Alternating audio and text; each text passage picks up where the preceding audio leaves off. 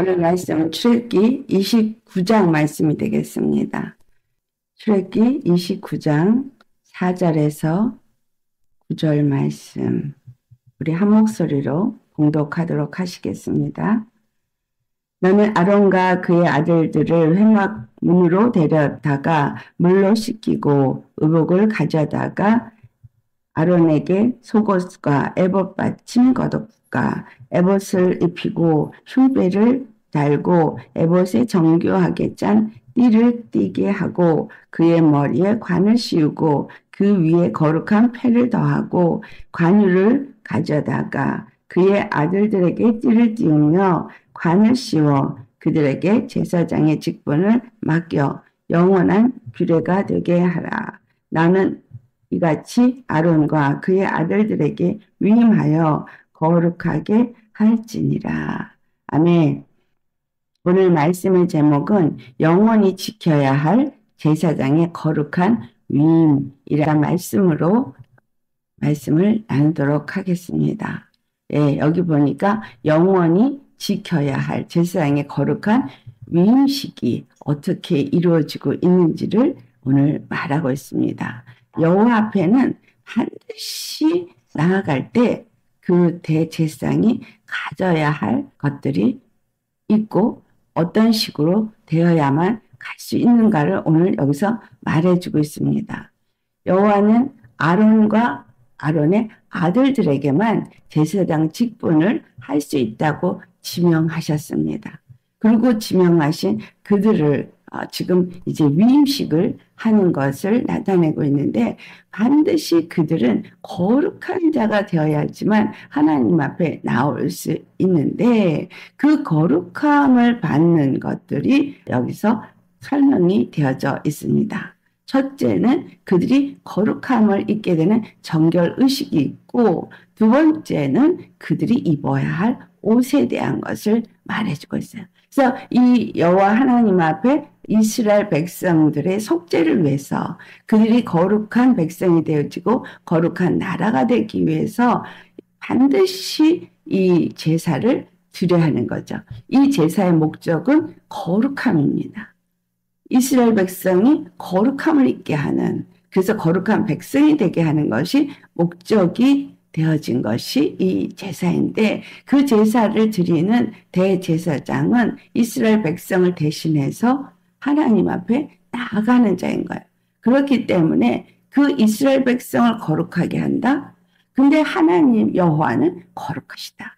그래서 여호와 하나님은 거룩하시고 이스라엘 백성들을 거룩하게 하셔서 반드시 속죄제물을 가져가는데 그 중간 역할을 하는 중보자가 되는 제사장, 대제사장 역시 거룩해야 된다. 그래서 이 거룩하게 되어지는 대제사장에게는 거룩하게 될 수 있는 직분이 주어지는 그 직분을 얻는 위임식을 해야 되는 거죠. 그 위임식이 바로 오늘 본문에 나오고 있습니다. 그 정결의식, 그 정결의식을 행하는데 반드시 그들은 물로 씻어야 되고 관유를 그 머리에 부어야 되고 그 다음에 여호와께서 지정한 대로 옷을 지어서 그 옷을 입고 여호와 앞에 거룩한 자가 되어지고 그 핏부림으로 거룩함을 입지 않은 자는 절대 나아갈 수가 없다라는 이러한 것들을 우리가 생각하고 오늘 이 말씀을 살펴보기를 원합니다. 하나님은 아론과 그의 아들들만 제사장으로 지명하셨어요. 이 말씀은 우리 히브리서 10장 5절에 제사와 예물을 원하지 아니하시고 오직 한 몸을 준비하셨다라는 말씀 속에서 예수 그리스도를 이 모든 것이 예표하는 것이라는 것을 알 수 있겠죠. 그 다음에 히브리서 10장 10절에 이 뜻을 따라 그러면서 예수 그리스도가 오셔서 단번에 자기 몸을 들이심으로 인해서 영원한 제사를 드리심을 나타내고 있죠. 그래서 해마다 대제사장이 이스라엘 백성을 거룩하게 하기 위해서 이 제사에 들어가서 이스라엘 백성을 거룩하게 하기 위해서 반드시 그들의 거룩한 대제사장으로 준비되어야 되고 속죄제물에 피를 가지고 들어가야만 됐던 이 모든 것들을 예수 그리스도께서 단번에 이루셨다. 그래서 예수 그리스도가 단번에 이루셨기 때문에 이 제사장의 위임식 속에서 예수 그리스도가 단번에 이루신 이 모든 일들이 어떻게 이루어졌고, 또한 우리는 그것과 어떠한 관계를 입어야지만 거룩한 백성이 되느냐라는 것을 살펴봐야 되겠죠. 그런데 거룩한 백성이 되는 것뿐만이 아니라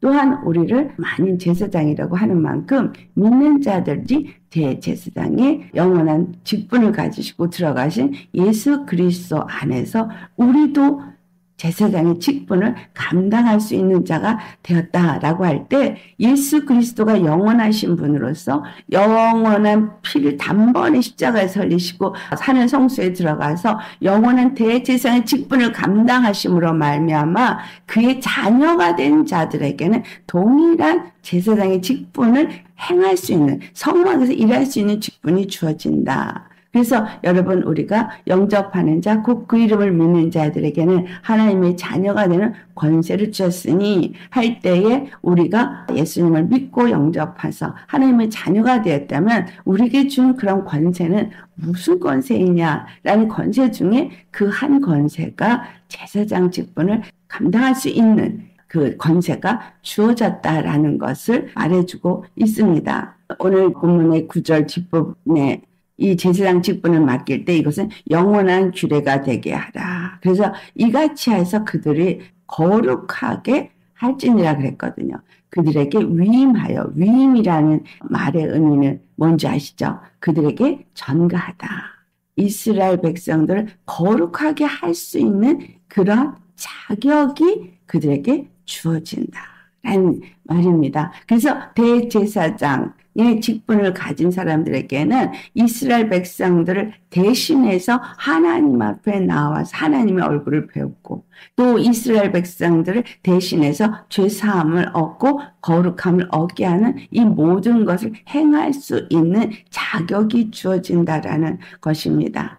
그래서 그 자격을 주어질 때 반드시 정결의식을 행하는 것이 중요합니다. 오늘 4절의 말씀을 보니 아론과 그의 아들들을 회막문으로 데려다가 물로 씻기고 라고 말하고 있습니다. 네, 반드시 그 회막 안에서 그 물두멍에 물이 있죠. 그 물로 그들을 씻겨야 합니다. 그런데 출애굽기 30장 20절로부터 21절의 말씀을 보면 이것을 좀 더 자세하게 설명을 하고 있습니다. 근데 이 출애굽기 30장 20절과 21절을 보면 물로 씻어 그 다음에 죽기를 면하게 하라. 이 말이 나와요.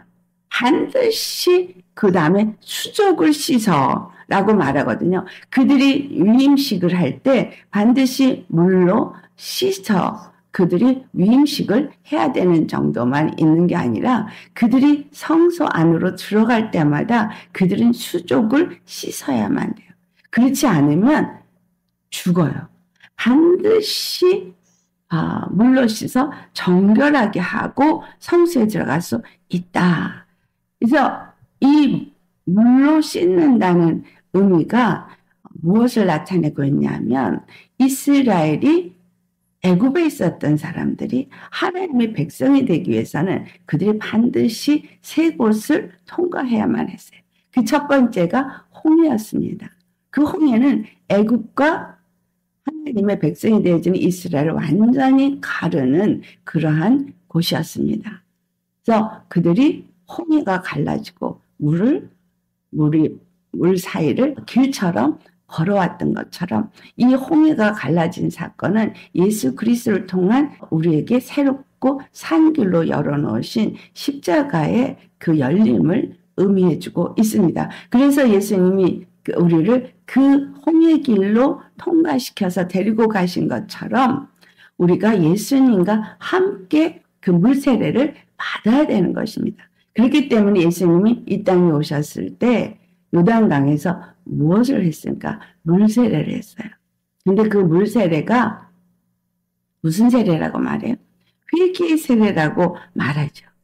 근데 이 땅에 오신 예수님조차도 이 일을 행하셨다는 거예요.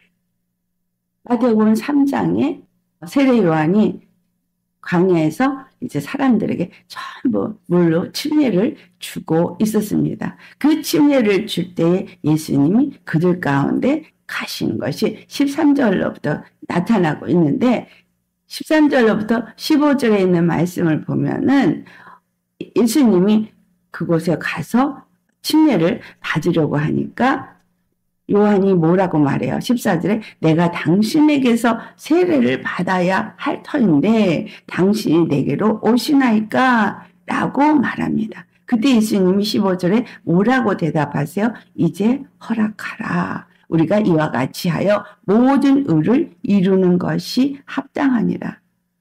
물로 침례를 주는 그 사건 속에서 이스라엘의 그 많은 사람들이 와서 침례를 받았을 때 그들은 그것을 회개하고 돌이켜서 천국이 가까이 왔느니라 외칠 때 회개하라. 천국이 가까이 왔느니라 하고 외칠 때 천국에 이르기 위해서 그들은 그 회개의 침례를 받았습니다. 그런데 예수님은 왜 거기 와서 침례를 받으셨나? 이것은 이스라엘 백성들이 받은 침례와 예수님이 받은 침례가 어떤 면에서 다르게 볼 수 있는데 엄밀하게는 같은 것이죠. 왜냐하면 물로 요단강에서 잠겼다가 일어난 것이 같았다 이 말이 아니라 이스라엘 백성들은 그들이 죄사함을 얻기 위해서 회개가 이루어져야 하기 때문에 회개의 침례를 요한이 주었습니다. 그런데 예수님이 침례는 그거하고 다르게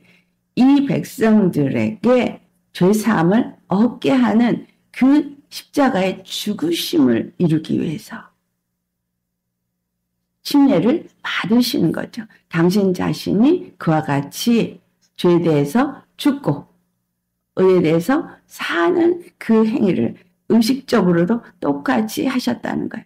그래서 세례 요한에게 오셔서 하시는 말씀이 이와 같이 해서 모든 의를 이루는 것이 합당하다. 즉, 이 모든 것에 의를 이루기 위해서는 반드시 물에 그 침례받는 이 행위를 행해야 한다. 그래서 이 모든 의를 이루는 것은 그들로 하여금 거룩함을 얻게 하기 위한 행위인 거죠. 이 거룩함을 얻기 위해서 그들에게 행했던 이 침례, 이것을 우리가 물세례라고 말하는 거죠. 예수님이 죽으시고 부활하신 거.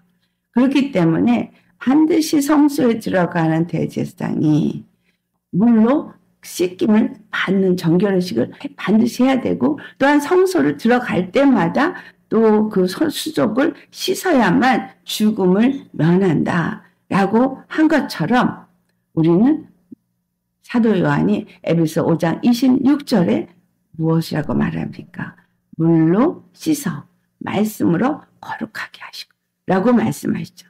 네, 물로 씻어 말씀으로 우리를 거룩하게 하사 흠도 치도 주름 잡힌 것도 없는 영광스러운 교회로 세운다. 그래서 물로 씻는다라는 이 말의 의미 속에서 반드시 제사장만 물로 씻는 것이 아니라 예수 그리스도가 십자가에서 죽으시고 부활하심으로 그가 우리에게 물로 씻어 주 안에 거룩함을 입을 수 있게 하셨다는 거죠.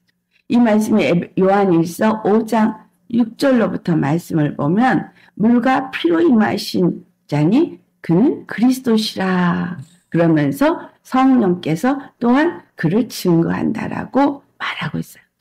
그리고 물과 피와 성령 이 셋은 하나이니라 라고 말하면서 자, 물 그러면 그 말씀이 되시는 근원이 되신 아부 하나님을 말한다면 피 예수 그리스도로 인자로 이 땅에 오셔서 피 흘리신 사건을 이루신 구원주를 말하고 성령은 하나님의 영으로서 하나님의 능력을 의미하는데 이것은 그 생명의 능력을 나타내는 것이죠. 그래서 예수 그리스도 안에서 그가 물로만 임하신 자가 아니라 물과 피로 임하신 자요. 물과 피와 성령이 함께 역사했다는 것이 이 땅에 오신 예수 그리스도를 나타내는 것이고 이 셋은 하나이니라. 그래서 삼위의 하나님이 예수 그리스도 안에서 이 모든 일을 이루셨구나 라고 할 때 이 하나님의 의를 이루는 뜻을 함께 이루신 사건이 십자가에서 예수 그리스도를 못 박게 한 사건인 겁니다. 그래서 십자가에 필려 죽으실 때 그때만 예수님 육체로 홀로 죽으신 것이고 그 다음에는 모든 일에 삼위의 하나님이 함께 이 모든 일을 이루셨다. 그래서 우리가 반드시 대제사장이 물로 정결의식을 행하는 것처럼 우리가 하나님의 거룩한 제사장이 되는 하나님의 거룩한 백성이 되어지는 이 일을 위해서는 물로 반드시 씻김을 받는 이 의식이 있어야 한다라는 거예요. 그것을 우리가 육체로 세례의식, 침례의식 이것을 행하는 것이죠. 그래서 이와 같이 우리가 이 모든 일을 행하는 것을 볼 때에 이 세례요한이 증거한 부분이 또 하나 나오는 게 오늘 본문 7절에 관유를 가져다가 그의 머리에 부어 바르고 라고 하면서 물로만 정결의식을 행하는 게 아니라 반드시 관유를 그들에게 부어야만 했습니다. 근데 마태복음 3장에 예수님이 침례 받으시는 장면이 나올 때 16절에서부터 17절 말씀에 무엇이 나옵니까? 예수께서 세례를 받으시고 물에서 올라오실 때 하늘이 열리고 하나님의 성령이 비둘기같이 내려 하늘로부터 성령이 비둘기같이 그에게 내려와서 이제 임하였다라는 것을 말해주고 있고 또 하늘에서 소리가 나서 말하기를 이는 내 사랑하는 아들이요 내 기뻐하는 자라 라고 말했는데 이것이 무엇을 의미하는 거예요? 이는 내 사랑하는 아들이고 내 기뻐하는 자라. 이 땅에 오신 예수 그리스도는 하나님의 아들로 오셨다는 얘기는 곧 그분의 신성과 인성 두 가지를 나타내주고 있는 겁니다. 그분은 말씀이 육신이 되어 오신 신성을 가지신 하나님이시고 하나님의 아들이시고 또한 인자로 오셔서 사람으로 오셔서 육체를 가지고 피 흘려 죽고 그래서 하나님의 아들이라는 표현이 되어지는데 요한복음 1장 32절에서부터 34절에 우리 한번 찾아서 같이 봉독하시겠습니다. 요한복음 1장 32절에서 34절 이 세례요한이 예수님을 증언한 말씀인데요.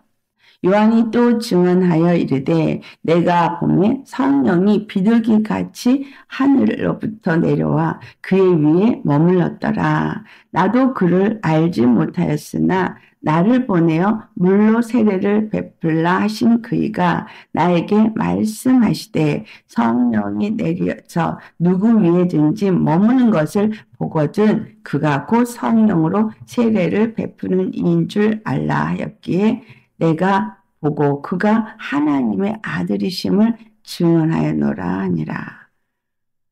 네. 자, 지금 예수님이 물에서 올라오실 때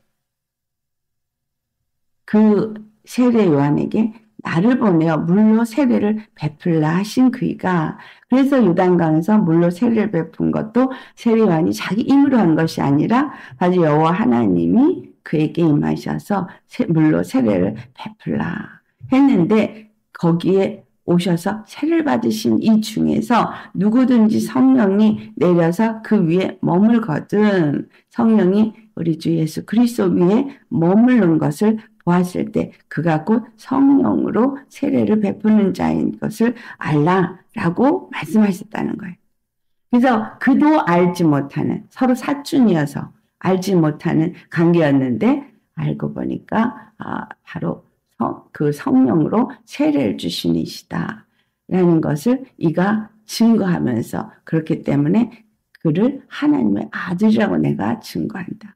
하나님의 아들이라고 증거한다는 얘기는 하나님의 아들이 오시면 그들로 하여금 물과 성령으로 세례를 주는 이시기 때문에 그로 말미암아서 죄사함을 얻게 되어진다는 것을 말해주고 있습니다.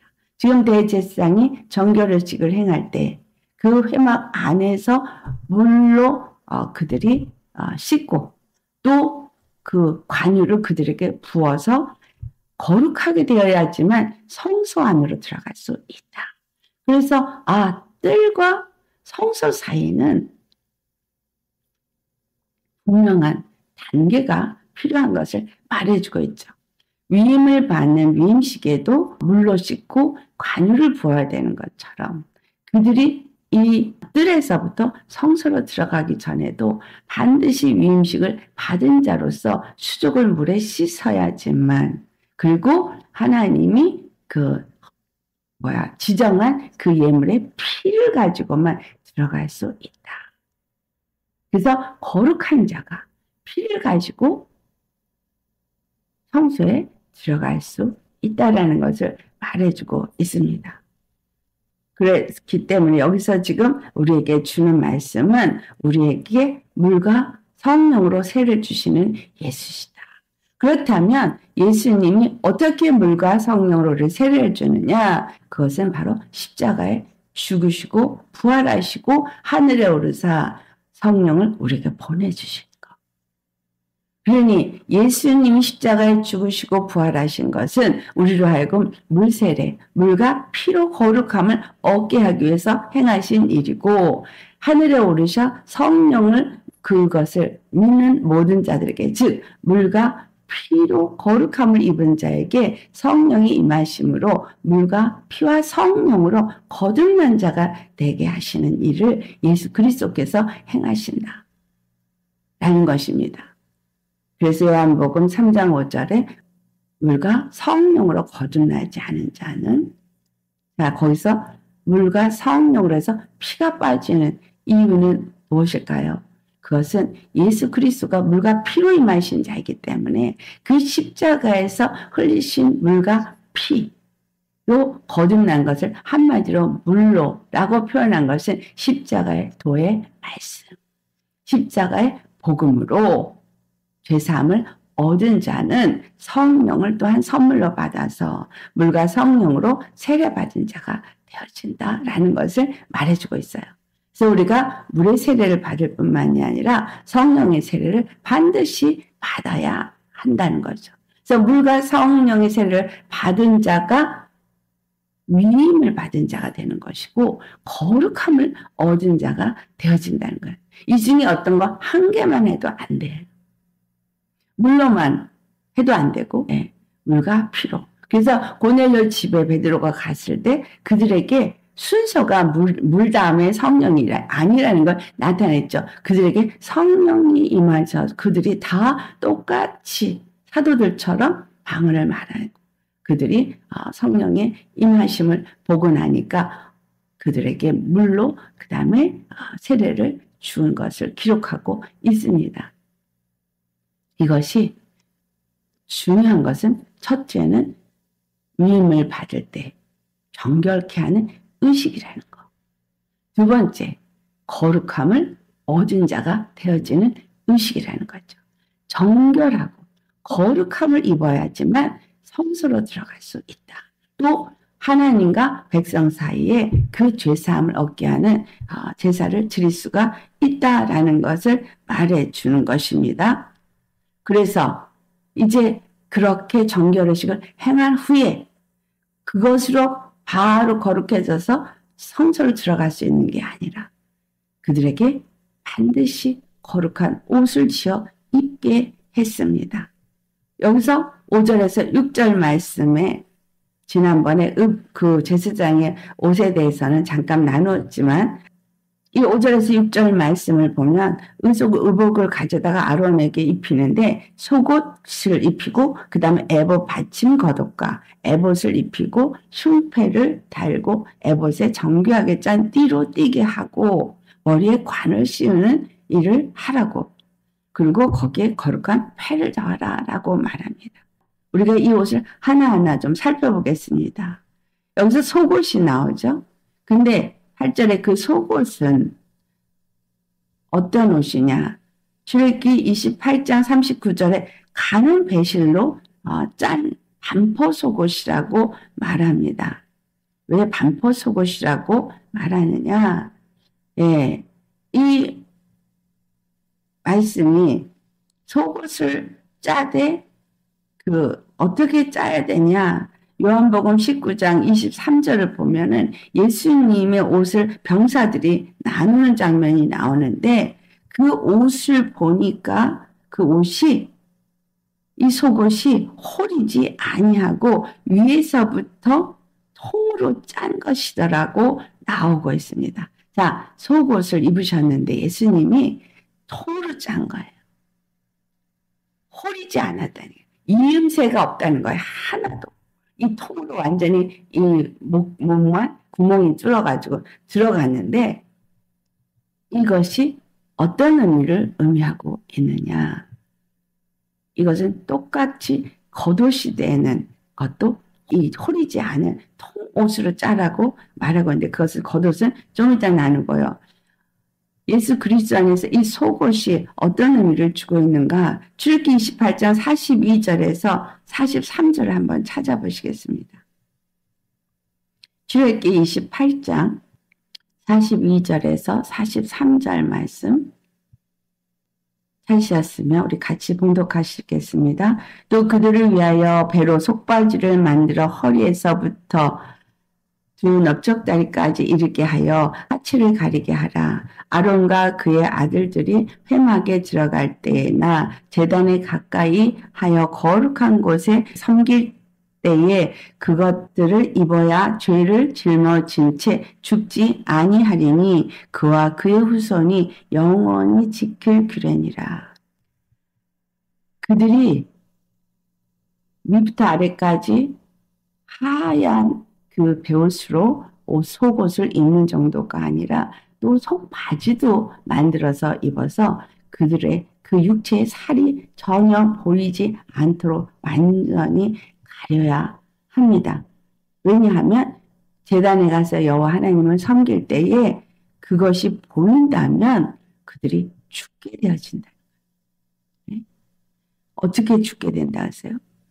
섬길 때에 그것들을 입어야 죄를 짊어진 채 죽지 아니하리니 라고 했어요. 그러니까 이 거룩한 세마포 옷을 입어야 그들이 죄를 짊어진 채 죽지 않는다. 즉 죄가 벗겨진 자가 되어진다. 이런 의미를 말해주고 있잖아요. 그러니까 그 살이 보이면 죄가 보이는 것이고 그 옷을 덮어 입어야지만 죄가 가려진다라는 걸 말해주고 있습니다. 그러면 예수 그리스도께서 이 홀이지 아니하는 속옷을 입었다는 의미는 무엇을 지금 말하고 있는 거예요? 믿는 자들이 입어야 되는 거룩한 의의 옷을 나타내주고 있죠. 그 피로 말미암아 우리에게 입혀진 피 뿌린 옷이 되어지는데 이 옷이 홀이지 않고 통짜로 위부터 아래까지 내어진 것은 예수 그리스도 십자가에서 죽으시고 피 흘리시고 그리고 부활하시면서 우리에게 준 십자가 그 복음 의의 옷은 하나라는 거예요. 여러분 예수 그리스도 안에서 거룩함을 입을 수 있는 건 오직 단 한 분 예수 그리스도의 십자가의 도로 말미암아서 그 복음으로 말미암아서 있게 됩니다. 오늘날에는 다른 복음이 참 많습니다. 그래서 다른 복음을 사람들이 많이 받아들여서 예수님을 믿고 하나님을 믿는다고 하면서 하나님의 이름을 부르면서 다 똑같이 육체 어떤 정욕과 사욕을 구하고 육체에 필요한 것들을 구하면서 하나님 앞에 나아가는 예배를 드리고 있고 기도의 생활을 하고 있습니다. 그러나 하나님의 초점은 어디에 있느냐 하면 거룩에 있어요. 우리의 거룩에 있습니다. 하나님의 초점 우리가 이 땅에서 얼만큼 잘 먹고 잘 사느냐에 되어 있는 게 아니라 거룩에 되어져 있어요. 그렇기 때문에 너희는 먼저 그의 나라와 의를 구하라고 말씀한 거예요. 하나님의 의를 그 나라에 들어갈 수 있는 자가 될 때 거룩함을 입는다는 거죠. 그 거룩함을 입을 때는 나머지 그 거룩한 백성에 대해서는 하나님이 다 공급하시고 필요한 모든 것을 채워주신다는 말씀이 마태복음 6장 33절 이후에 나오는 말씀입니다. 즉 하나님은 그들의 거룩함에 관심인 거예요. 거룩함은 무엇을 말하겠어요? 하나님과 그들 사이에 관계가 형성이 되는 거예요. 하나님은 그들의 하나님이 되고 그들은 하나님의 백성이 되어지는 관계 형성이 이루어지기 때문에 이 모든 제사나 이 모든 옷을 입는 것에는 그 거룩함과 관계가 있습니다. 그래서 그 거룩한 반포 속옷을 입는 것은 우리 모두가 한 예수 그리스도로 옷 입는 것을 의미하고 있어요. 그래서 절대 한 옷을 입는 우리는 한 의를 입는 것이고 한 의를 입는 거는 한 복음을 가진 자가 되어지고 그래서 한 복음 안에서 한 의를 입은 모두는 동일하다는 거예요. 여러분 그래서 이 속옷을 호리지 않은 것을 입었는데 이 말씀 우리 로마서 3장을 찾아보시겠습니다. 로마서 3장 22절 말씀 함께 봉독하도록 하겠습니다. 곧 예수 그리스도를 믿음으로 말미암아 모든 믿는 자에게 미치는 하나님의 은이 차별이 없느니라. 네, 하나님께로부터 우리에게 임한 의는 예수 그리스도의 십자가로 말미암아 우리가 그 의롭다함을 얻게 되는데 이 의가 모든 믿는 자에게 동일하게 미치는 것으로서 이것은 차별이 없는 하나님의 의다라는 거예요. 자, 25절에서 26절 같은 3장 25절에서 26절 같이 봉독합니다. 이 예수를 하나님이 그의 피로써 믿음으로 말미암는 화목제물로 세우셨으니 이는 하나님께서 길이 참으시는 중에 전에 지은 죄를 관가하심으로 자기의 의로우심을 나타내려 하심이니 곧 이때에 자기의 의로우심을 나타내사 자기도 의로우시며 또한 예수 믿는 자를 의롭다 하려 하심이라. 예. 여러분, 예수님이 자기가 의로운 걸 어디서 나타냈어요? 십자가에 죽으시고 부활하심으로. 죄가 없으시기 때문에 부활하실 수 있었던 거예요. 그러니까 죄 없는 분이 피 흘려 죽으시고 죄가 없기 때문에 부활하신 것. 근데 그러니까 그 피 흘림은 죄 있는 죄인들을 위해서 피 흘려 죽으시고 율법에 요구하는 사망을 지불하시고 죄 없으심으로 부활하신 거죠. 그래서 나는 죽을 권세로 죽고 살 권세로 살았다고 말씀하신 것처럼 그 안에 있는 생명의 능력으로 다시 살아나신 거예요. 그렇기 때문에 당신이 의로운 것만 나타내는 것이 아니라 또한 그를 믿는 모든 자들에게 예수님으로 말미암아 의롭다 함을 얻게 하려 하시는 것입니다. 그래서 예수님 안에서 우리가 얻은 의는 차별이 없는 거예요. 모두가 동일하게 의로운 겁니다. 그래서 내가 예수님의 은혜를 입었다. 너가 입었다. 너나 나나 똑같이 한 의를 입은 자라. 그러니까 성도 간에 서로 정죄하고 판단하면 안 되는 거예요. 비방하면 안 되는 거예요. 왜? 하나님의 의를 동일하게 입은 자이기 때문에. 회개하고 안 하고는 그 사람이 몫인 겁니다. 우리는 그것에 대해서 정죄할 아무런 자격이 없어요. 능력이 없어요. 다만 왜? 그냥 옷을 입은 거거든. 지금 제사장의 옷을 벗기면 그냥 자기 실체잖아요. 우리도 그냥 내 실체예요. 내 실체는 죄인이에요. 내 실체가 의로운 게 아니에요. 옷을 입혀준 거지. 무슨 옷? 의롭다함. 칭의라 그러는 거예요. 그래서 칭의. 의롭다. 예수 그리스도 피 뿌림으로 의롭다 하고 여겨주시는 거지. 그 옷을 입은 거예요. 근데 우리가 이 육체가 드러나면 죽는 거예요. 바로. 아시겠어요? 그래서 예수 그리스도 안에서 우리가 내가 제사장이 되었습니다. 그리스도를 믿는 자가 되었습니다. 라고 하면 육체의 것이 드러나면 안 되고 뭐가 드러나야 되는가? 의가 드러나야 된다는 거예요. 내가 왜냐하면 정결의식을 행한 자인 거예요. 그래서 우리에게서는 의만 드러나야 되는 거예요. 의로 주님 앞에 예배하는 삶을 사는가 그가 대제사장이고 제사장들이거든요. 그러니까 우리도 똑같이 그와 같은 거죠. 그래서 여러분 우리가 마태복음 5장 40절에 만약에 너를 고발한 자가 속옷을 가지려고 한다면 뭐라 그래요? 겉옷도 주라 그래요. 자, 예수님이 십자가에서 달리시고 자 고발한 자죠. 그들이 속옷을 가졌어요. 제비 뽑아 가졌어요. 예수님 십자가에 못 박은 자들이 그 속옷을 가졌어요. 근데 겉옷도 주라. 속옷만 주는 게 아니라 겉옷까지 주라. 왜? 속옷만 주면 안 되거든. 겉옷까지 줘야 돼요. 여러분 물세례 받고 끝나면 안 돼요. 성령 세례 받아야 되는 거예요. 이해가 되시겠어요? 그러니까 속옷을 달라 그러면 겉옷까지 주라. 이 말의 의미가 이제 구체적으로 우리에게 주신 사람들에게 예수 십자가의 복음만 전하는 것이 아니라 성령도 그들에게 받아서 그래서 마태복음 28장 19절에서 20절에 뭐라 그러죠? 물과 아버지와 아들과 성령 이름을 세례를 준 거기서 정확하게 말하고 있잖아요.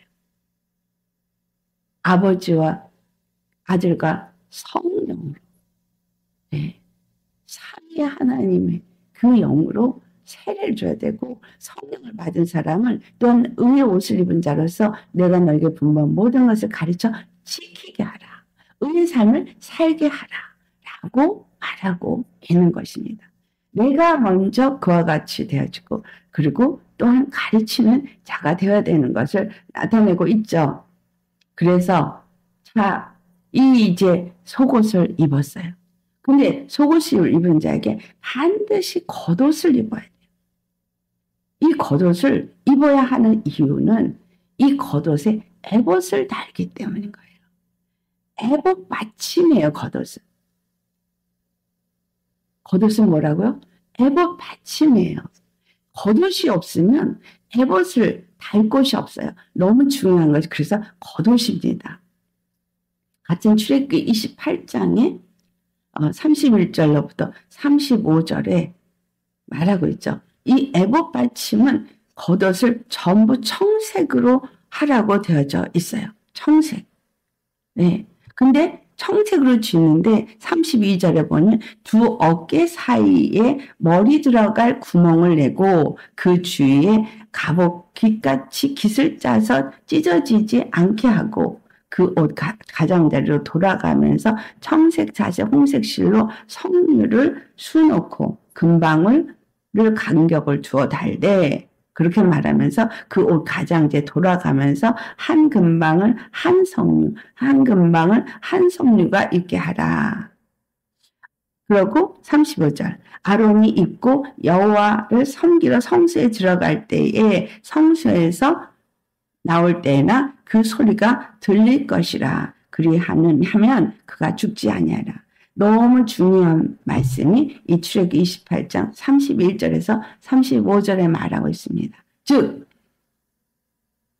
에봇에 그 달아야 되는 에봇 받침이 되는 청색 그 겉옷은 구멍을 뚫고 절대 연결된 것이 없는 통짜여야 한다.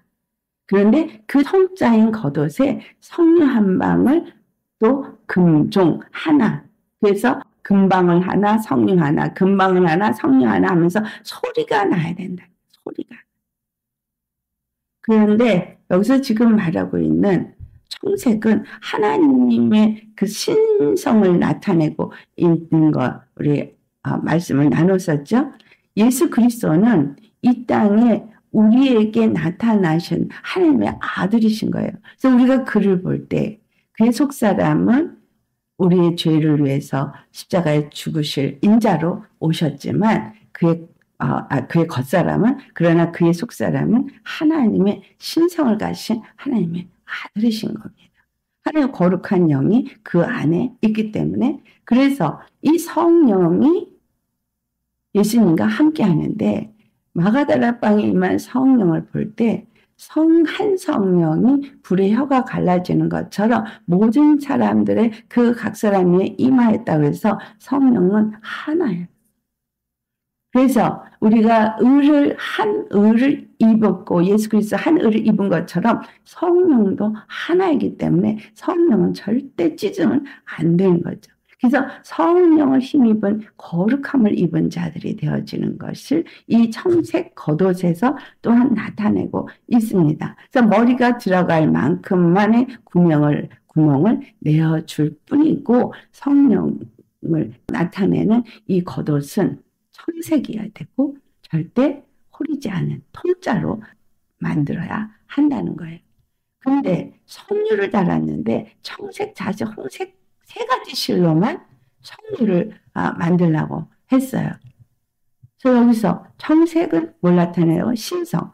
자색은 뭐예요? 왕권. 홍색은 뭐죠? 예수 그리스도 피 흘림. 그럼 이 세 가지가 뭘 나타내고 있어요? 예수 그리스도는 왕권을 가지고 이 땅에 오셔서 피 흘려 죽으시고 구원주가 되신 하나님의 아들이시다. 이걸 나타내는 거예요. 석류를 잘라보면 알알이 그 빨간 피같이 알알이 맺혀 있는데 석류 한 방울이 되어집니다. 예수 그리스도 피로 말미암아서 우리 각 사람이 예수님의 피를 힘입고 하나님의 자녀가 되었지만 우리가 예수 그리스도 안에서 한 성령을 받은 한 왕이 되시는 예수님 안에서 하나가 되어지는 이 성류가 되어지는 겁니다. 그래서 그 성류 하나를 어디에 달아야 돼요? 청색 겉옷에 달아야 돼요. 성령으로 인해서 우리가 하나님의 거룩한 자녀가 되는 것이기 때문에 반드시 피와 성령으로 아들이 되어져서 그 겉옷에 달려야 되는 거예요. 그런데 거기에 금방울, 이 금방울은 뭐예요? 금방울은 하나님의 존귀와 거룩함을 나타낸다 했죠. 우리 주 예수 그리스도 안에서 정말 순금과 같은 정결한 믿음의 사람들이 그 성령 안에서 그 거룩한 의를 나타내는 자로서 항상 먼저 들어가며 나올 때 여호와 앞에 예배 드릴 때 우리에게서는 뭐가 나타나야 될까? 믿음이 나타나야 되고 예수님의 피가 나타나야 되고 성령의 기름 부음이 우리에게 늘 있어서 소리가 나야 돼요. 그래서 이 세 가지는 바로 우리 주 예수 그리스도 안에서 이루어진 성부, 성자, 성령의 의미를 담고 있고 예수 그리스도가 바로 우리의 왕이시고 우리의 구원자이시고 그리고 그분이 바로 우리의 하나님의 아들로서 신성을 가지신 분이라는 것을 나타내서 예수님 전부를 말해주고 있다는 겁니다.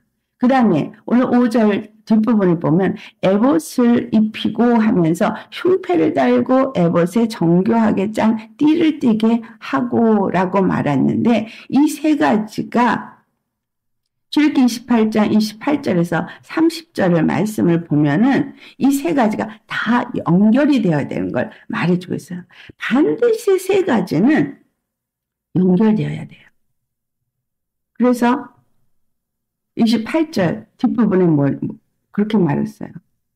28절 보면 청색끈으로 흉패 고리와 에봇 고리에 깨어 흉패로 정교하게 짠 에봇 띠 위에 붙여 떨어지지 않게 하라. 예, 그래서 이 흉패는 이 겉옷 그리고 이 에봇의 그 띠 다 연결되어져야 돼요. 에봇에다가 에봇 띠를 달아야 되고 에봇 띠는 에봇과 연결되어지고 또 그 다음에 이 겉옷에서 연결이 되어져서 겉옷이 에봇에 받침이 되어져서 겉옷과 흉패와 이 에봇 띠와 이 모든 게 다 연결되어져야 한다고 기록되어져 있습니다. 그래서 아론이 29절 보면 아론이 성소에 들어갈 때에는 이스라엘 아들들의 이름을 기록한 이 판결 흉패를 가슴에 붙여서 여호와 앞에 영원한 기념을 삼을 것이니라 라고 말했어요. 자, 이 겉옷에 흉패가 붙어야 된다. 근데 그 흉패에는 뭐가 있어요? 12 아들의 보석이 있고 그 흉패 속에 우림과 둠밈을 이렇게 되어져 있습니다. 그런데 오늘 이 출애굽기 28장 29절의 말씀을 보니까 여호와 앞에 영원한 기념으로 삼으라고 되어 있습니다. 그리고 30절 말씀을 보면은 아론은 여호와 앞에서 이스라엘 자손의 흉패를 항상 그의 가슴에 붙일지니라 라고 돼 있어요. 그렇다면 이 에봇이 의미하고 있는 것은 완전한 하나님의 의를 나타내는 것이고, 그것이 그 가슴에, 대제사장의 가슴에 있는데, 그 가슴에 12 이스라엘의 보석이 담아지고, 지난번에 나누었듯이 호마노 그 보석에 각각 양쪽 어깨에 달면서 이스라엘 그 이름을 그곳에 새겨서 기록하게 돼 있어서, 이 어깨나 가슴에나 이스라엘의 이름이 있어야 되고, 그것을 에봇을 달아서, 이 에봇은 5가지 색실로 만들어져 있는 하나님의 완전한 그 성령 안에서의 의를 나타내고 있다. 그래서 5이라는 헤이라는 단어가 주는 의미는 하나님의 호흡이라는 것도 있고 하나님의 영이라는 의미도 담고 있다고 그랬죠. 그런데 예수님이 바로 그와 같이 이 땅에 오셔서 우리로 하여금 의롭다함을 얻게 하시고 그분 자신이 의로우시고 우리를 의롭게 하심으로 그분 가슴에 그 12지파의 이름을 담고 여호와 앞에 나아갈 때 이들은 지금 이 대제사장은 이 이스라엘을 하나님 앞으로 나아가게 하는, 그러니까 대제사장 혼자 가는 게 아니라 바로 12지파를 대표를 해서 들어가는 거예요. 다시 말하면 이 죄를 속죄함을 얻게 하는 이 일을 위해서 이들은 성결하다, 이들은 거룩하다라는 그것을 하나님 앞에 나타내기 위해서 나아간다는 겁니다. 그 다음에 그 머리에 관을 씌우라고 하잖아요. 머리에 관을 씌울 때 그 위에 거룩한 패를 더하라고 했습니다. 근데 순금으로 그 패를 만든 것이 이제 출애굽기 28장 36절에 나오는데 거기에다가 뭐라고 쓰라고 그래요? 여호와의 성결이라는 금패를 반드시 붙여야 되고 이 패를 아론의 이마에 두어서 이스라엘 자손이 거룩하게 되라는 그 성물과 관련이 있게 하라고 38절에 말하고 있어요. 여호와의 성결, 이것이 뭐와 연결이 된다고요? 그들이 드린 이스라엘 백성들이 성물, 이스라엘 백성들이 자기가 거룩함을 얻기 위해서 여호와 앞에 가져온 그 제물, 거룩하게 된 제물과 관련이 되어져서 죄책을 담당하는 것이라. 그래서 그 거룩한 그 제물을 드려졌고 그렇기 때문에 그 피를 가지고 그 들어가는 이것이 결국 그 앞에 여호와의 성결이라는 팻말을 붙이고 그 가슴에 에봇이라는 것에 12지파의 보석이 다 붙이게 되어져 있다라는 거예요. 그러면 이 모든 것은 결국은 대제사장이 에봇을 입어야 되는 이유, 속바지를 입고 청색 겉옷을 입고 거기에다 에봇이 떨어지지 않게 붙여서 그것이 여호와 앞에 들어갈 때마다 입어야 되는 이유는 단 하나예요. 바로 이스라엘 백성들. 그들의 그 죄를 사해주는 제물로 이제 드려졌다는 것을, 그리고 그들이 성결함을 입었다는 것, 여호와 앞에 성결을 입은 거룩한 백성이 되었다는 것을 여호와 앞에 보여주기 위해서 나아가는 것이 그 제사라는 거예요. 제사장의 직분이라는 거예요. 그러니까 예수님이 십자가에 죽으시고 부활하셔서 하늘로 올라가신 이 사건은 바로 우리가 예수 그리스도 안에서 거룩함을 입은 자가 되어졌다는 것을 여호와 앞에 가서 보고하고 그 피뿌림으로 모든 제사가 온전히 거룩하게 되었다는 것을 완성하게 하는 일이라는 거예요. 그래서 예수님이 보좌에 올라가신 것은 우리의 거룩함을 완성한 여호와 앞에 거룩하다라는 것을 가서 보고한 사건이다라는 거예요. 그래서 누구를 위해서? 예수 그리스도를 믿는 자들을 위해서. 이스라엘이 거룩함을 얻었다는 것을 말해주는 그 대제사장의 직분을 주신 것처럼 예수님이 바로 그 위임을 받으신 분이에요. 그러니까 호마노가 어깨에 12지파 이름이 있는 이 정사 다스리는 거라 그랬잖아요. 예수 그리스도가 그로 말미암아 우리의 뭐가 되셔? 대제사장만 되어진 게 아니라 우리의 주권자가 되신 거예요. 그것을 에베소 1장에 이제 끝부분에 가서 뭐라 그래요? 예수님이 바로 교회 머리가 되셨다. 그런데 그 교회가 머리가 되시는 것이 어떻게 해서 십자가에 죽으시고 부활하심으로 하늘에 있는 것이나 땅에 있는 것이나 땅 아래에 있는 모든 것들 그 발에 무릎 꿇게 하시고 모든 권세 위에 뛰어난 이름을 주사 그를 교회의 머리로 세우셨다라고 표현하고 있습니다.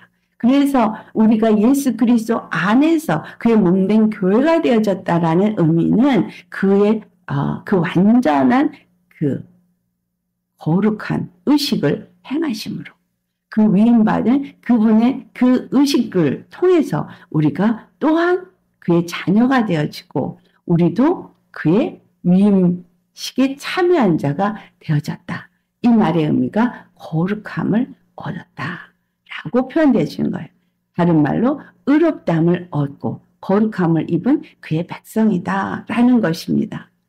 그렇기 때문에 데살로니가전서 4장 3절에 하나님의 뜻은 우리의 거룩함이라는 걸 말하고 그래서 음행을 벗어버리라고 말씀하고 있는 겁니다. 주 안에서 우리가 정말로 이렇게 속옷, 그 반포 속옷을 입고 겉옷을 입고 정말 에봇을 입고 늘 예배를 드리는 주님 앞에 나아가는 자이냐 라고 볼 때 예수 그리스도는 에봇을 그렇게 입고 우리를 대신해서 들어갔는데 우리는 예수님 앞에 나아갈 때 동일하게 여기에 흉패가 붙어야 돼요. 그럼 여러분은 이 흉패에 달린 12보석이 누가 되어지겠습니까? 누가 될까요? 이스라엘 지파죠. 그렇죠? 그러면 여기에서 이스라엘은 그럼 누구예요? 당연히 육적인 이스라엘 유대인 당연한 거고요. 또 영적인 이스라엘이 된 자들도 의미하는 거예요. 그렇다면 우리가 주님 앞에 예배를 드리러 나아가는 제사장이라면 내가 다른 영혼들도 죄사함을 얻은 자라는 것을 하나님 앞에 뭐 하는 거예요? 나아가서 그들도 예수 그리스도로 말미암아 정결함을 입었습니다라고 주님 앞에 고할 수 있는 중보자가 되셔야 되는 거예요. 할렐루야. 그래서 예수 믿는 사람들은 당연히 여러분 육체의 유대인의 구원에 책임이 있어요. 그래서 그들을 축복해야 되고 그들에게 복음이 전해져서 그들도 구원을 받게 하기 위해서 기도하는 우리가 되어야 합니다. 대제사장이 제사를 드려 들어가는 건 기도하러 들어가는 거잖아요. 또한 우리 같은 이방인들 중에도 예수 그리스도 피로 거룩함을 입고 정말 구원을 받아야 될 백성들이 아직도 남아있기 때문에 먼저 에봇을 입고 성소로 들어가는 사람은 그들을 위해서 기도할 수 있는 중보자가 되셔야 한다는 거예요. 주님은 우리에게 그래서 이 모든 것을 있게 하는데 너무 중요한 것은 주권을 써야 되는 거예요. 문제는 왜냐하면 너무 생각이 많아요. 우리 육체의 생각. 이 생각이 맨날 하나님을 대적해요. 그래서 고린도후서 10장에 4절부터 5절 말씀을 보면 모든 이론을 무너뜨리고 그렇죠? 하나님 앞에서 우리가 그 모든 이론을 무너뜨리고 하나님을 아는 것을 대적하여서 높아진 이 교만한 것들을 다 무너뜨리고 깨뜨려야 돼요. 모든 생각을 사로잡아서 그리스도께 복종해야 할 것을 말하고 있습니다. 여러분, 우리는 히브리서 7장 25절 말씀 예수 그리스도를 힘입어 나아가는 자들을 예수님은 온전히 구원할 수 있는 것처럼 예수님과 함께 하셔야 돼요. 우리의 모든 길에 예수님과 함께 해야 돼요.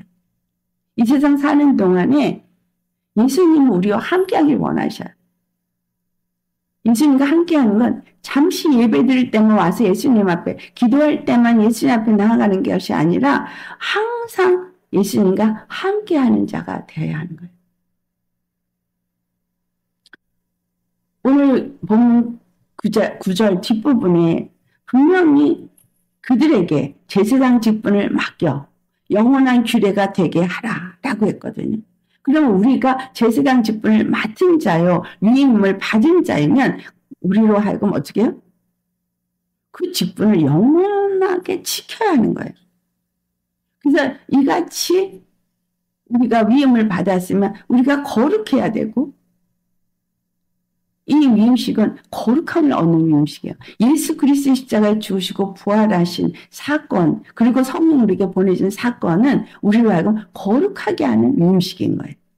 그렇기 때문에 우리가 의식의 물 세례와 성령 세례를 받는 겁니까? 아니죠. 완전히 주 안에서 정말 물과 성령으로 거듭난 자가 되어지는 자는 이미 이 제사장 위임식을 받은 자라는 거예요. 이 위임식을 받은 자는 이 위임식을 얼마 동안 하라냐면 출애굽기 29장 35절에 36절 보면은 일주일 동안 1회 동안 위임식을 행하라고 해요. 그런데 매일 수송아지 하나로 속죄를 하라고, 속죄제를 드리라고 그러고, 제단을 위하여 속죄하고 깨끗하게 하고 그것에 기름을 부어서 거룩하게 하라. 일주일 동안을 계속 소를 잡아서 그 피를 흘려서 피를 뿌리고 그리고 기름을 뿌려서 거룩하게 해요. 여기서 일주일이라는 의미는 여러분 안식일의 의미도 있지만 예수 그리스도 안에서 완전함을 의미하기도 합니다. 예, 우리가 이와 같이 예수 그리스도의 피 뿌림을 얻고 거룩한 기름을 붓는 이 사건은 하루에 끝나는 게 아니라 일주일. 자, 제7일에 여호와께서 안식할 때까지 그 모든 것들이 그렇게 피 뿌림과 기름 부음으로 1회를 동안 그 위임식을 받는 그 위임식이 다 이루어지는 날까지 이루어질 때 여러분 천국에 올라갈 수 있는 거예요. 이것을 계시록에서 우리에게 나타내주고 있어요. 1회 동안 계속해서 죄사함을 얻는 의식이 있어야 하는 거예요. 정결의식이 있어야 하는 거예요. 위임식을 일주일 동안 하는 거예요. 하루만 하는 게 아니에요. 네. 근데 이들은 위임식을 하는 동안에 절대 성막 바깥을 나가지 않습니다.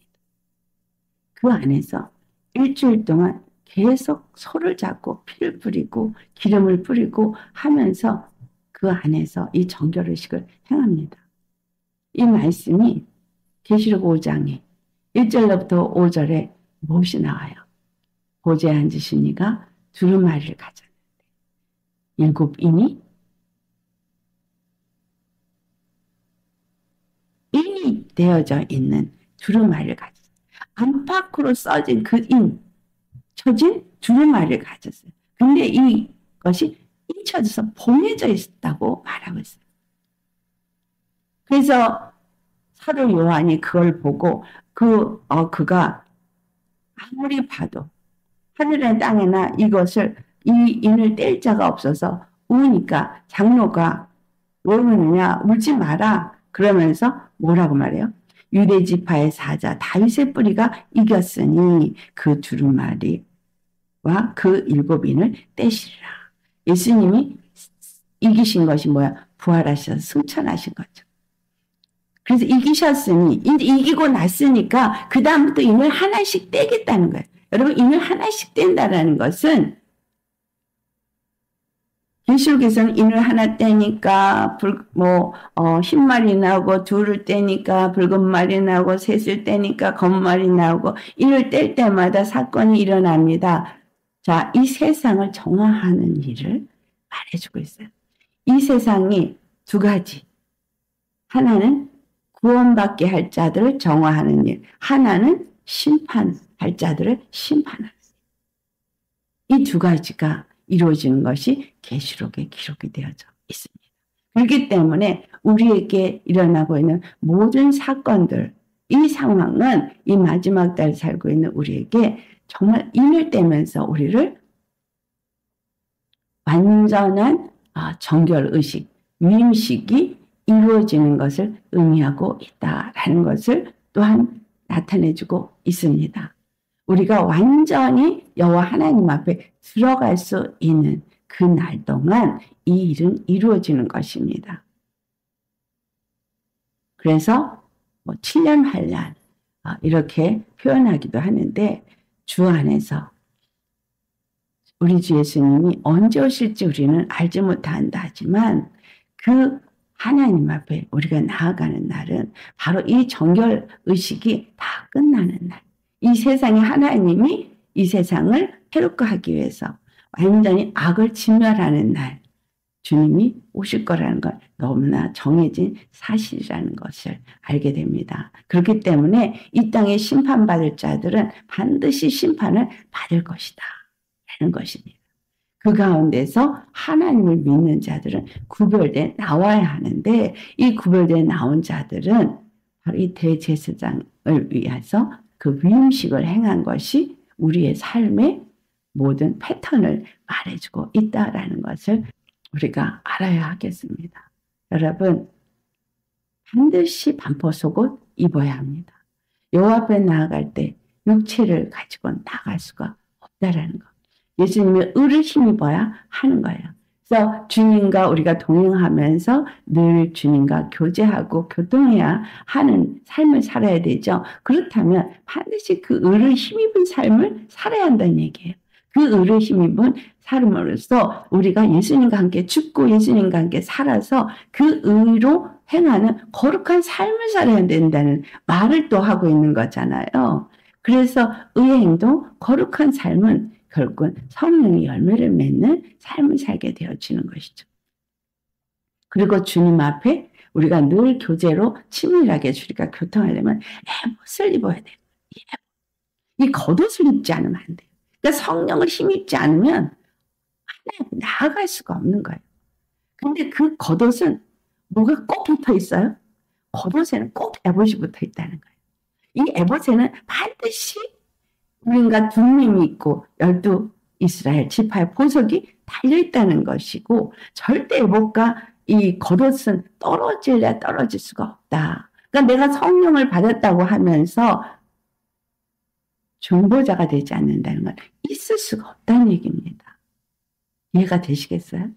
우리는 중보라는 거를 그냥 누구를 해서 우리 기도합시다. 그러니까 그냥 기도하는 거라고 생각하십니다. 그런데 그렇지가 않습니다. 이것은 또 따로 나누어야 되겠죠. 주 안에서 이렇게 우리가 주님 앞에 늘 나아갈 때 그 제사장이 입은 옷을 기억하셔야 돼요. 근데 이 옷만 입냐? 아니, 정결의식, 물로 씻고 관유를 부는 이 정결의식이 먼저 이루어진 후에 이 옷을 입는 것이지 그냥 이 옷을 그냥 입혀주지는 않는다는 거. 그리고 꼭 두건을 써야 되고 두건에는 여호와의 성결이라는 패가 있어야 되는 이것이 바로 우리의 삶이다. 여러분, 이 주님 안에서 예수 그리스도 영원한 대제사장의 자녀가 되었습니까? 후손이 되셨습니까? 그럼 그와 함께 직분을 받은 자인 거예요. 그의 아들이 된 순간부터 당연히 이것은 의무가 된 겁니다. 식구 조크가 없어요. 아론의 아들들은 반차를 따라서 대제사장의 직분을 감당해야 돼요.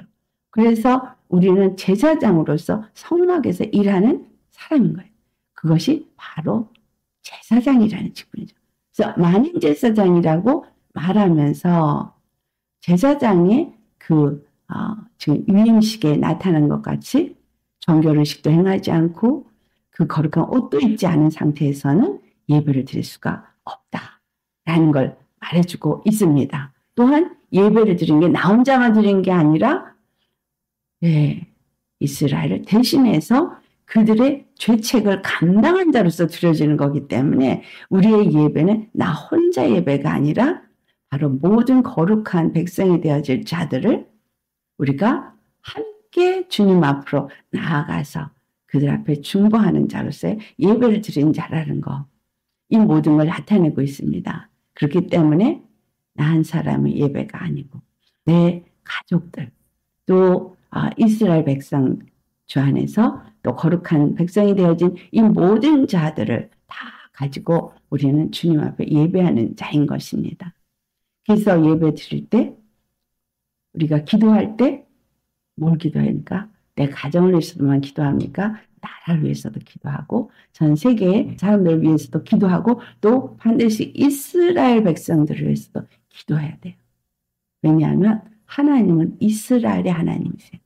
이스라엘에 약속한 모든 것은 반드시 이루십니다. 그런데 그 일을 지금 이방인들에게 복음을 주고 그 일을 맡기셨기 때문에 이스라엘의 구원이 바로 우리 이방인에게 주어진 것처럼 우리가 그들을 위해서 축복하고 기도해야 하는 거예요. 하나님의 뜻을 알고 그렇게 중보의 길을 가는 사람이 바로 제사장의 위임을 받은 자인 것입니다. 할렐루야. 예수 그리스도 안에서 여러분 잊지 마시고 내가 입은 것은 반포 속옷이고 정말 주 안에서 의롭다함을 입은 거구나. 예수님이 바로 자신을 의롭게 하시고 우리를 의롭게 함을 입게 하신 것. 예수 그리스도를 떠나서는 절대 의롭다함을 입을 수가 없다는 것과 그렇게 의롭다함을 입은 자에게 성령의 옷을 입혀주시고 이 성령의 옷을 입혀줄 때는 에봇이 거기에 반드시 같이 떨어지지 않게 붙어 있어야 한다. 아멘. 그 에봇의 색깔들이 있고 그렇죠? 네, 이거는 이제 자세하게 이제 또 여러분하고 나눌 날이 있죠.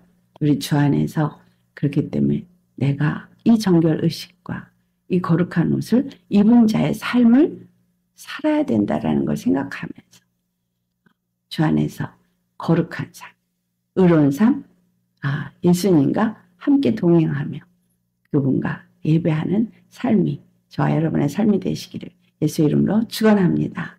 기도하시겠습니다.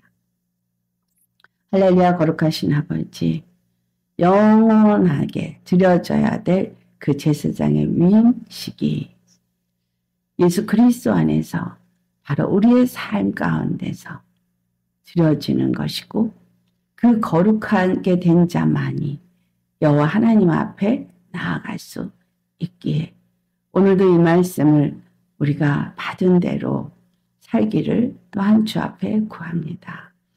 우리가 의로워서가 아니라 우리를 의롭게 하신 예수님의 그 십자가의 피를 힘입지 아니하고는 의롭다함을 입을 수 없고 성령을 힘입지 아니하고는 우리는 주 앞에 나와 예배 드릴 수 없는 자에게 오직 물과 피와 성령으로 우리가 거듭난 자가 되어지고 예수 그리스도 안에서 하나님의 자녀로서 거룩함을 입은 자가 됐다면 아버지 진실로 주 안에서 이 거룩한 옷 에봇을 가지고 주 앞에 나아가 예배드리는 우리가 되게 하여 주옵소서. 이 대제사장이 에봇을 입고 여호와의 그 두건을 쓰고 주님 앞에 나아가는 것은 이스라엘의 그 거룩함을 얻게 하는 죄책을 담당한 것이라는 것을 아버지 우리가 오늘 알았습니다. 그래서 우리가 드리는 이 예배도 또한 아버지 같은 의미를 담고 있다는 것을 우리가 깨달았으니 우리 한 사람의 구원만을 위한 것이 아니라 우리 가족과 온 백성과 온 세계 하나님의 백성들의 구원, 특히 이스라엘 저 유대인들의 구원을 우리가 함께 담당하며 주 앞에 나아간다는 것을 기억하면서 주님 앞에 늘 저들을 위해서 중보하고 기도하며 나아갈 수 있는 우리가 되게 하여 주옵소서. 감사합니다. 이것이 우리의 힘이나 노력으로 되어진 것이 아니라 오직 하나님의 그 은혜와 사랑으로 우리에게 주어져서 우리로 하여금 영원한 제사장이 될 수 있게 하신 주님께 감사하고 우리의 정말 단 한 분 대제사장이신 우리 주 예수님께만 영광과 존귀와 찬양을 올려드립니다. 주님 정말 임하시옵소서. 거룩하신 하나님의 영으로 임하시고 우리로 하여금 하나님과 이 백성들 사이에 중보자로 사용하여 주옵소서. 감사하고 우리의 영원한 중보자이시고 영원한 대제사장이 되신 예수님의 이름 받들어 감사 기도드려나이다. 아멘.